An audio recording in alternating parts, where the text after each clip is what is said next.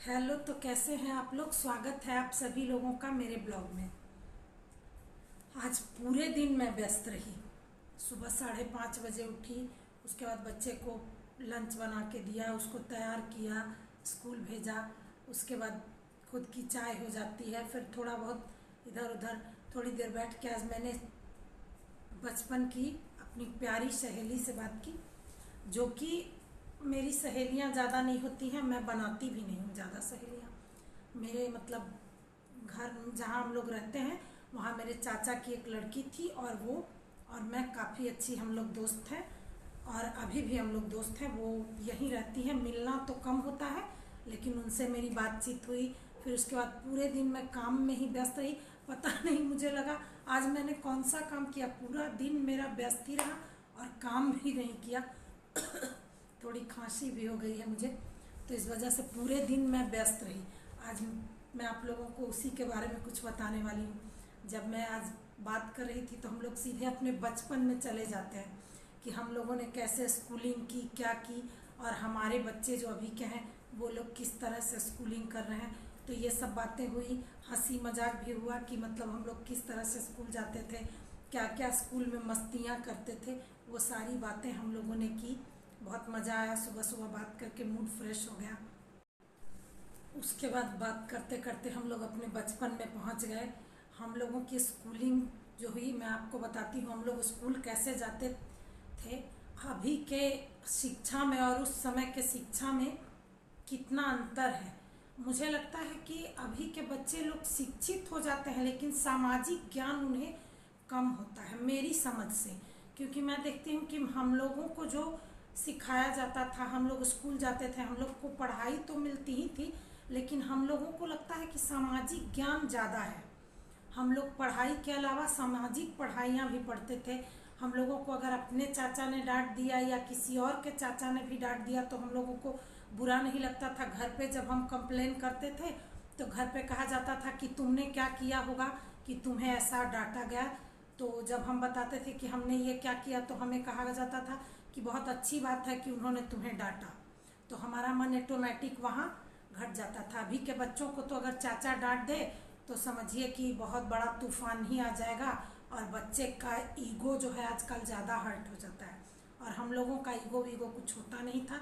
हम लोग जहाँ जाते थे अगर थोड़ी सी शैतानी करते थे तो थप्पड़ भी खा लेते थे और मज़े से एकदम आ भी जाते थे, कोई फ़र्क ही नहीं पड़ता था हम लोगों को।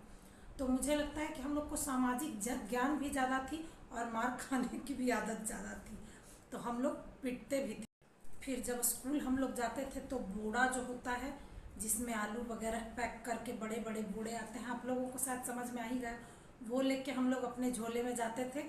और हम लोग जब मिडिल स्कूल में जाते थे तो हम लोगों की बड़ी हसरत होती थी कि कब हम क्लास 8 में पहुंचेंगे और कब हमें वहाँ बेंच पे बैठने के लिए मिलेगा। क्योंकि हम लोग ज़मीन पे ही बैठते थे और ज़मीन पे बिछा के पढ़ाई होती थी। टीचर भी अच्छे खासे होते थे और पीटने वाले भी होते थे, तो हम लोगों को डर से पढ़ाई हो ही जाती थी। हालांकि ये नहीं था कि हम लोगों को पढ़ाई का ही ज्ञान था, हम लोगों को सामाजिक ज्ञान समाज में रहने के कारण बहुत ज़्यादा मिला, और अभी के बच्चों को वो ज्ञान नहीं मिल पाता है क्योंकि अभी सब लोग स्वार्थी हो गए हैं। ऐसा मैं नहीं कहूँगी कि मैं नहीं हूँ, बाकी लोग हैं, सभी लोग स्वार्थी हैं, सिर्फ अपने बारे में ही सोचते हैं। तो इसका असर कहीं ना कहीं हमारे बच्चों पे भी पड़ रहा है। और हम लोग जब जाते थे स्कूल में तो क्या बताऊँ कितना मज़ा आता था। हम लोग पढ़ाई भी करते थे। टीचर जो होते थे वो चेयर पे सर ऐसे करके रख के पैर ऊपर डेस्क पे रख के सो जाते थे, और हम लोग उसके बाद जो शोर मचाते थे, बहुत ज़्यादा जब शोर मचाते थे तो टीचर अचानक से उठ कहते थे, अरे क्या हुआ, क्यों हंस रहे हो तुम लोग। तो हम लोगों को वो देख के और हंसी आती थी, जानबूझ के हम लोग को। और पता नहीं बच्चों को जब मना किया जाए कि हंसना नहीं है तो उस वक्त पता नहीं क्यों ज़्यादा हंसी आती है। तो हम लोग खूब हंसते थे और मस्तियाँ किया करते थे। और जब छुट्टी होती थी ना तो इतना शोर होता था, और सारे बच्चे अपने अपने झुंड बना बना के जिसके मतलब घर के आसपास के लोग होते थे वो लोग ऑटोमेटिक हम लोग अपने घर चले जाते थे। हमें लेने के लिए मम्मी पापा और गाड़ियाँ नहीं होती थी, और ना ही मुझे लगता है इतना ज़्यादा अभी जितना ज़्यादा लोग वो हो गए हैं वो नहीं थे। सभी लोग, कोई जाता था तो अगर किसी का बच्चा आ रहा है तो सबको साथ में, अरे कहाँ जा रहे हो चलो, इस तरह से हम लोगों का बचपन बीता। फिर हम लोग हाई स्कूल गए, वहाँ हमें हसरत पूरी हुई और बेंच पे बैठने को मिला हाई स्कूल में सब कुछ। उसके बाद पढ़ाई वगैरह जो भी हम लोगों ने की, जितनी भी पढ़ाई की अच्छे से हमारी पढ़ाई हुई। लेकिन मेरा मानना है कि पढ़ाई के साथ साथ आपको ज्ञान होना भी बहुत ज़रूरी है, क्योंकि ज़रूरी नहीं है कि हर लोग नौकरी करेंगे और हर लोग बहुत बड़ा जॉब करेंगे। अगर आपके पास ज्ञान है और आप समझदार हैं तो आप जीवन में बहुत कुछ कर सकते हैं। और मेरा मानना है कि इंसान की दो चीज़ें हमेशा उनके पास होती है, पहला उनका शरीर और दूसरा उनका हुनर। अगर आपके पास हुनर है और आपका शरीर सही है तो आप कहीं भी जाएंगे तो भूखे नहीं मरेंगे, क्योंकि भगवान ने आपको हाथ पैर दिए हैं, आप कमा के कहीं भी खा सकते हैं।